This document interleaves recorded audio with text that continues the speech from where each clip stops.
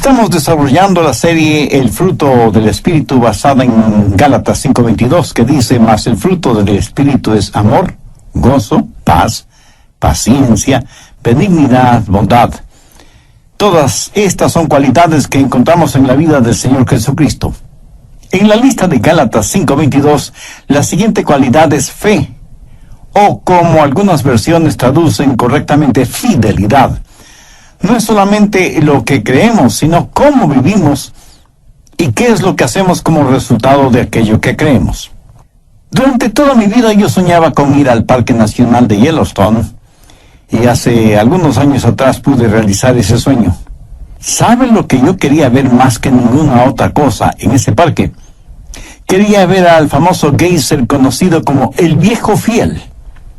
Durante mi niñez y juventud había escuchado de él y quería ver ese majestuoso geyser, no solo en las postales, sino personalmente. Y desde la ventana de nuestro cuarto en el rústico alojamiento en el cual nos quedamos en el parque, podíamos verlo. En ese parque hay muchos otros geyseres, y algunos de ellos tal vez sean más espectaculares que el Viejo Fiel, pero ninguno se le compara. ¿Por qué? Porque cada 65 minutos exactamente erupciona. Y uno puede ver esa gruesa columna de candente agua y vapor elevarse hasta casi 70 metros de altura. Es un espectáculo impresionante, digno de verse y exacto. Cada 65 minutos el Viejo Fiel saldrá magnífico desde las entrañas de la tierra. Permítame decirle que la fidelidad es una cualidad que todos admiramos o debemos admirar. Lo interesante es descubrir que Dios no solo la admira, sino que la requiere. Requiere que los mayordomos o administradores sean fieles. Y realmente no importa qué habilidades tenga usted, o que sea muy inteligente, o que tenga una gran personalidad, o cuán duro trabaja, si alguien no puede confiar en usted, usted no es tan bueno como parece. Ahora, ¿qué es fidelidad? Es integridad, honestidad, lealtad, confiabilidad. Uno puede depender de una persona fiel. Si en el grupo social o en la iglesia a la cual usted pertenece yo pidiera que escribiera una carta a 5 personas en las cuales confía, en las cuales puede depender por completo, ¿recibiría usted una de esas cartas? Piénselo. ¿Es usted una persona fiel? ¿Pueden los demás depender de usted? Si no es así, con todo respeto le voy a decir algo, y espero que no se enoje conmigo por eso. Si los demás no pueden confiar en usted, no pueden depender de usted, usted no es tan valioso como se imagina que es. Y esto es cierto para cualquier persona que carece de esta característica llamada fidelidad. La mayoría de personas no la tienen. Me sorprendió y francamente debo decir que me desilusionó el resultado de una encuesta realizada por la mundialmente conocida empresa Gallup, que se dedica a hacer estudios sociales y encuestas pertinentes. Una de esas encuestas revela que el 40% de los trabajadores llaman a sus trabajos para decir que están enfermos, sin que eso sea verdad. Otro porcentaje de empleados cobra por 8 horas de trabajo, cuando en realidad solo han trabajado 5. Otros tratan de estafar a los clientes vendiéndoles mercadería de inferior calidad, pero cobrándoles como mercadería de primera. Y eso, mi amigo, es solo un botón de la muestra, porque la lista es verdaderamente larga. Al final de la encuesta mencionada, el señor Gallup dice lo siguiente: como científico investigador social, estimo que nuestro país está en una crisis de primera magnitud. Esta crisis no es política ni militar. Es una crisis espiritual y moral. Estamos enfrentando la crisis de la falta de integridad espiritual y moral en nuestra sociedad. ¿Es usted una persona fiel? Cuando usted esté frente al Señor Jesucristo, podrá Él decirle: bien, buen siervo y fiel. Mire lo que dice Proverbios 25:19. Como diente roto y pie descoyuntado es la confianza en el prevaricador en tiempo de angustia. Ahora quiero que piense conmigo en las marcas, la motivación y los métodos de la fidelidad. Primero, las marcas de la fidelidad. ¿Dónde y cómo debemos ser fieles? Enfoquemos esto por lo menos en 5 áreas. Primero, debemos ser fieles a nuestra familia. Una y otra vez la Biblia habla de la fidelidad familiar. Si usted no es fiel en su hogar, usted no podrá ser fiel en ninguna otra parte. Un marido tiene que ser fiel a su mujer. Tiene que ser moralmente fiel, sexualmente fiel. La más grande marca de infidelidad es el adulterio. En Proverbios 6:32 leemos: el que comete adulterio es falto de entendimiento, corrompe su alma el que tal hace. Yo oro y anhelo que usted sea espiritual y moralmente fiel con su cónyuge. Pero escúcheme atentamente. Usted no tiene que ser físicamente infiel para que sea infiel a su cónyuge. Muchos hombres parece que estuvieran casados con su trabajo, o que tienen una aventura amorosa con los deportes, o la intimidad hogareña la han reemplazado con otras cosas, sus pasatiempos, los negocios, los amigos, etc. Todo esto puede alejar a un hombre de su esposa.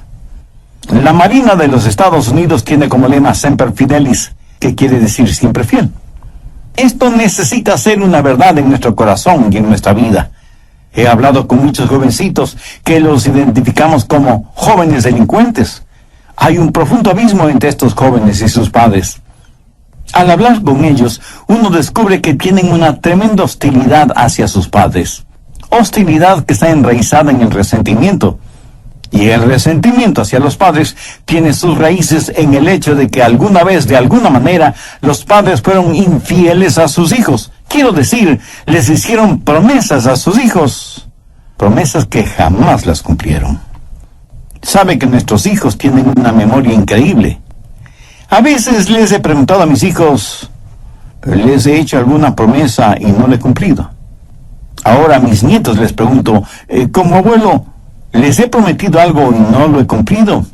Y una de mis nietas respondió, sí, abuelito, pero sabemos que no fue tu culpa.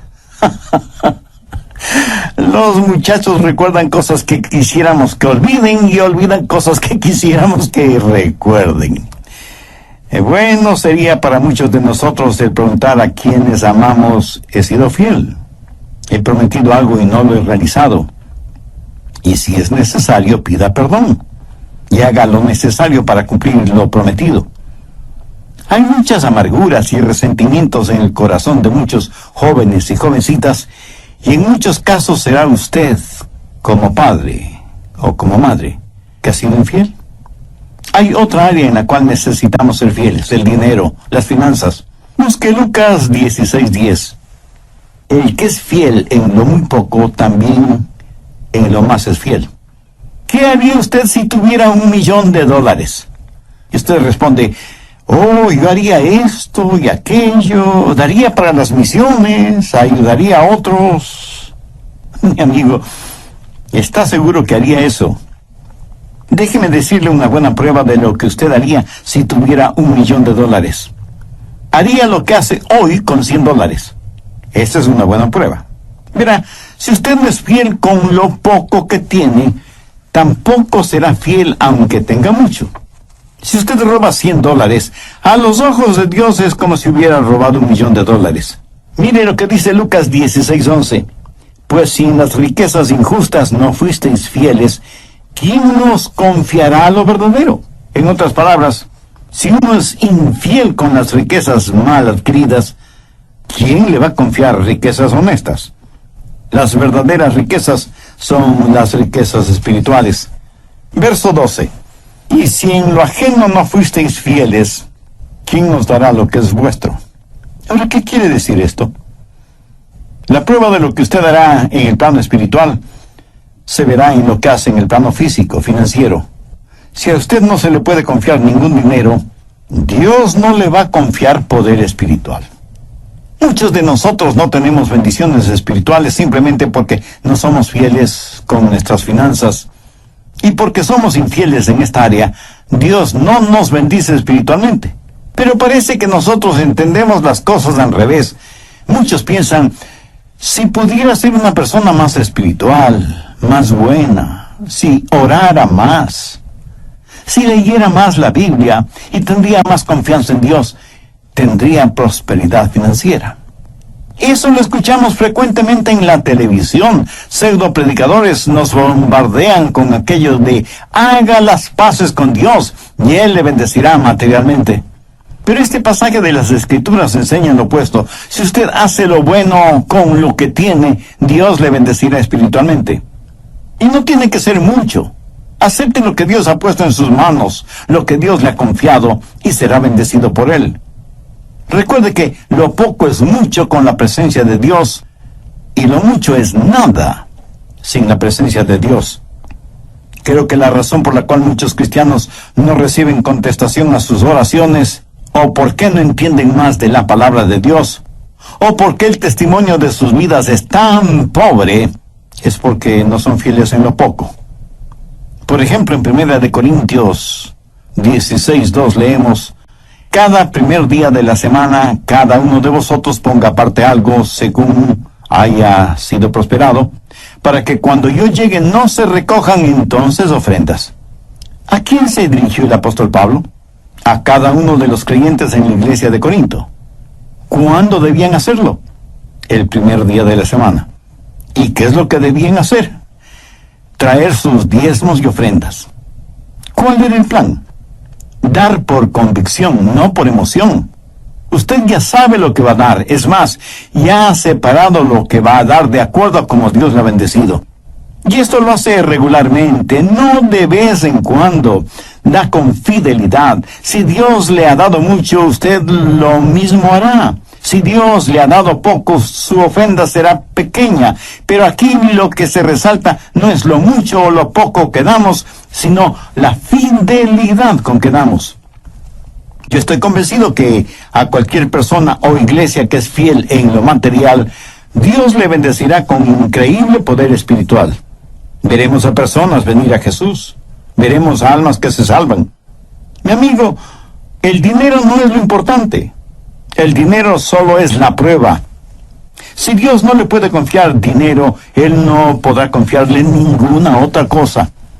Necesitamos ser fieles con nuestra familia, con nuestras finanzas y con nuestros amigos. Proverbios 17:7 dice: en todo tiempo ama el amigo, y es como un hermano en tiempo de angustia. Hace algún tiempo un periódico inglés convocó a un concurso entre sus lectores para encontrar la mejor definición de amigo. Permítame leer algunas respuestas que recibieron una mención honorable.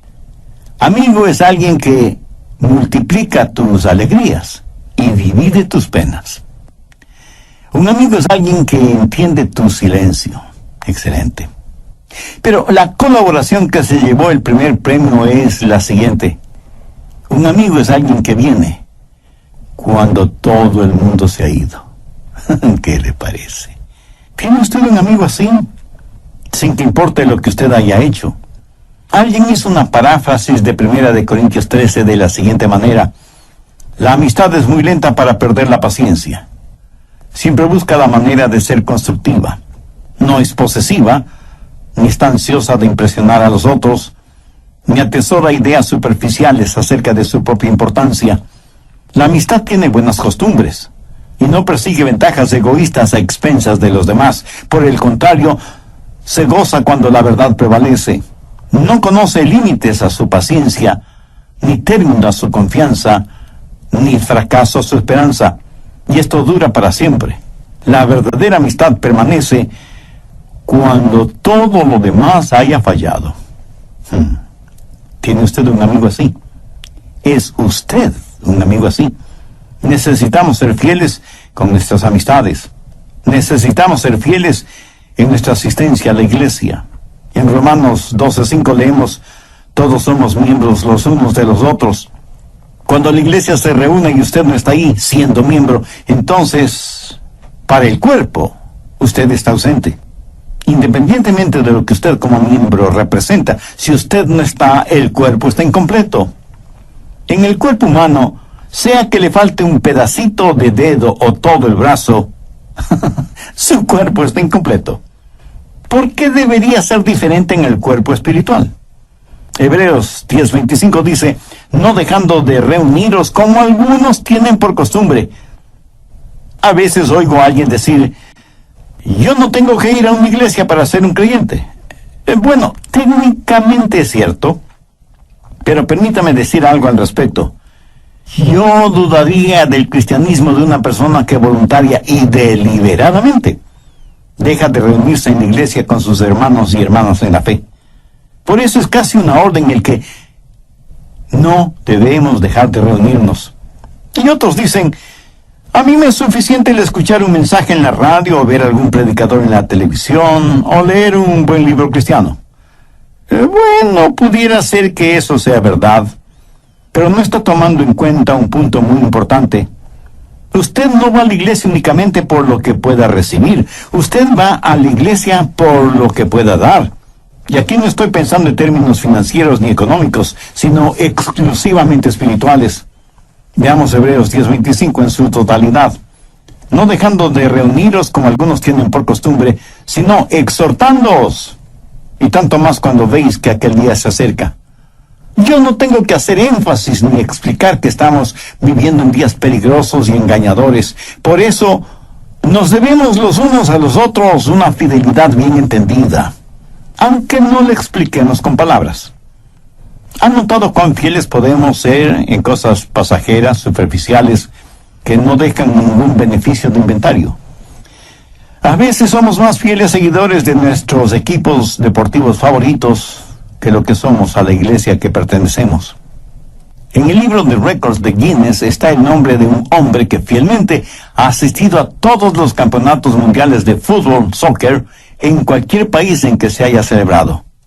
Pero cuando la esposa e hijos piden ir de vacaciones a la playa, o a la montaña, o a la selva, surgen 1000 problemas y dificultades.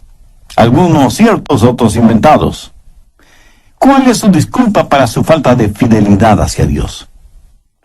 ¿Qué quiere decir con eso de que no tiene tiempo? ¿Sabe lo que le dice a su pastor la presencia suya en la iglesia? Le dice 3 cosas muy importantes, aunque usted no se dé cuenta de su importancia. Le dice en primer lugar que Dios es importante para usted. En segundo lugar, le dice que Él, como pastor, es importante para usted. Y en tercer lugar, le dice a los demás que ellos son importantes para usted. Por eso necesitamos ser fieles en nuestro compañerismo, en nuestra comunión. Somos miembros los unos de los otros. Todo lo que he mencionado son marcas de nuestra fidelidad. Y necesitamos ser fieles en nuestra fe. Esto es, ser fieles a la palabra de Dios. He sabido de personas que toman la Biblia, la despedazan o se burlan de ella, o la someten a una minuciosa disección. Tenemos a algunos teólogos, y como usted seguramente sabe, la palabra teos significa Dios. Así que un teólogo es una persona que se supone conoce la palabra de Dios. Yo personalmente no sé por qué se llaman teólogos y no creen en la palabra de Dios. Para mí eso significa que no conocen a Dios. Sin embargo, tienen el atrevimiento de autonombrarse críticos y jueces de la palabra de Dios. Si no conocen al Dios de la palabra, ¿qué autoridad espiritual, moral o ética tienen para juzgar la palabra de Dios? La Biblia enseña claramente que no debemos juzgar la palabra de Dios. Es la palabra de Dios la que nos juzga a nosotros. Hebreos 4:12 dice, porque la palabra de Dios es viva y eficaz y más cortante que toda espada de 2 filos y penetra hasta partir el alma y el espíritu, las coyunturas y los tuétanos y discierne los pensamientos y las intenciones del corazón.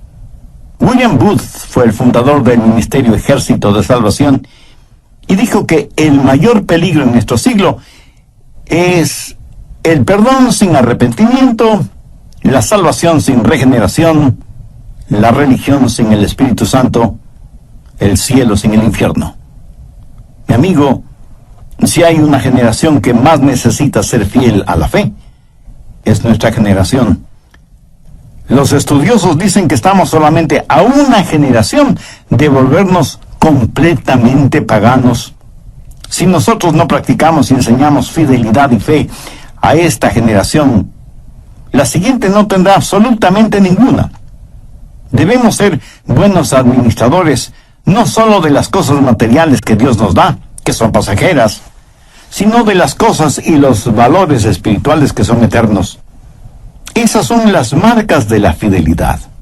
Segundo, la motivación para nuestra fidelidad. ¿Por qué debemos ser fieles? Bueno, porque Dios es increíblemente fiel con nosotros. ¿Alguna vez usted ha pensado en la fidelidad de Dios? Quiero decir, ¿en qué áreas de su vida Dios no le ha sido fiel? ¿Ha notado la extraordinaria promesa que encontramos en 1 de Juan 1:9? Si confesamos nuestros pecados, Él es fiel y justo para perdonar nuestros pecados y limpiarnos de toda maldad. ¿Qué sucedería si usted no estuviera seguro del perdón de Dios? ¿Se puede imaginar eso? Suponga que usted ha cometido un pecado y se acerca a Dios y le dice, Dios, perdóname. Ahora, suponga que usted no sabe si Él le perdonó. ¿No sería eso algo absolutamente triste? En cambio, qué gran gozo es el saber que si confesamos nuestros pecados, Él es fiel y justo para perdonar nuestros pecados y limpiarnos de toda maldad. Pero no solo eso. Mire lo que Pablo dice en 1 Corintios 10:13. No nos ha sobrevenido ninguna tentación que no sea humana, mas fiel es Dios, que no os dejará ser tentados más de lo que podéis resistir, sino que dará también juntamente con la tentación la salida, para que podáis soportar. Este mundo sería un lugar terrible si usted supiera que solo hay fuerzas negativas y el poder de Satanás y la atracción sexual y todas esas cosas sin tener la promesa de victoria. Sería trágico solo el saber que existe algo enormemente malévolo y que usted es incapaz de vencer.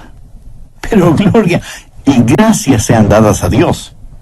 Yo me levanto cada mañana teniendo la absoluta seguridad de la fidelidad de Dios y que Él me cuidará y me guardará. Y no faltará quien me pregunte, pastor, ¿y qué si el diablo le atrapa y le saca de las manos de Dios? Permítame responder esa pregunta con las palabras de Pablo en 1 de Tesalonicenses 5, los versos 23 y 24. Y el mismo Dios de paz os santifique por completo, y todo vuestro ser, espíritu, alma y cuerpo, sea guardado irreprensible para la venida de nuestro Señor Jesucristo. Fiel es el que os llama, el cual también lo hará. Mi amigo, si Dios ha sido tan fiel conmigo, entonces yo necesito retribuir esa fidelidad, y la única forma de hacerlo es siendo fiel a Dios. Escúcheme, Dios quiere mi fidelidad, no mi adulo.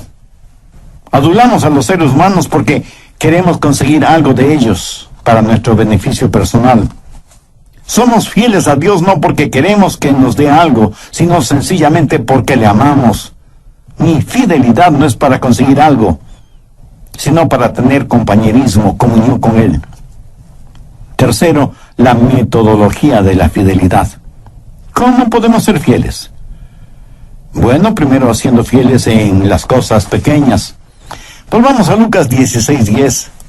El que es fiel en lo muy poco, también en lo más es fiel. Las cosas grandes son hechas de muchas cosas pequeñas. Por ejemplo, nuestro cuerpo está compuesto de muchos miembros. Esos miembros a la vez están compuestos de células, y las células están compuestas o formadas por moléculas, y la estructura molecular tiene una estructura atómica. ¿Piensa que ahí termina esa cadena? No. La estructura atómica contiene diminutas partículas que pueden ser divididas. ¿Lo entiende? Todo lo que es grande está compuesto de cosas pequeñas. Aún el vasto océano no es más que un conjunto gigantesco de gotas de agua. Ahora piense en las épocas, en las edades, en las centurias. El milenio está compuesto de siglos. Los siglos están compuestos de años, los años están compuestos de meses, los meses están compuestos de semanas, las semanas de días, los días de horas, las horas de minutos, los minutos de segundos, y aún los segundos están compuestos de centésimas o milésimas de segundo. Todo lo grande está compuesto de cosas pequeñas, y así mismo en nuestra vida. Toda nuestra vida no es cuestión de una o dos decisiones grandes. Es lo que nos sucede diariamente. Es la honestidad, las sonrisas, las bondades, el calor humano, la integridad. El que es fiel en lo muy poco, también en lo más es fiel. Como lo puede ver, son las cosas pequeñas las que verdaderamente cuentan. Mi esposa alguna vez me dijo: Adrián, no me casé contigo por tu apariencia. Me casé contigo por tu inteligencia. Bueno, hasta ahora no sé si me lo dijo en serio o en broma. Pero escúchame. Son las cosas pequeñas las que realmente hacen la diferencia. Cuando usted es fiel en las cosas pequeñas, como invariablemente la noche sigue al día, usted será fiel en las cosas grandes. Porque la única manera de tener cosas grandes es por medio de las cosas pequeñas. Piensa en David, el hombre conforme al corazón de Dios. Antes de que David fuera rey, él fue pastor. Cuidaba los rebaños de su padre antes de poder cuidar toda una nación. Antes de matar a Goliat, había matado a un oso y a un león, y porque él fue fiel en las cosas pequeñas, él pudo ser fiel en las cosas grandes.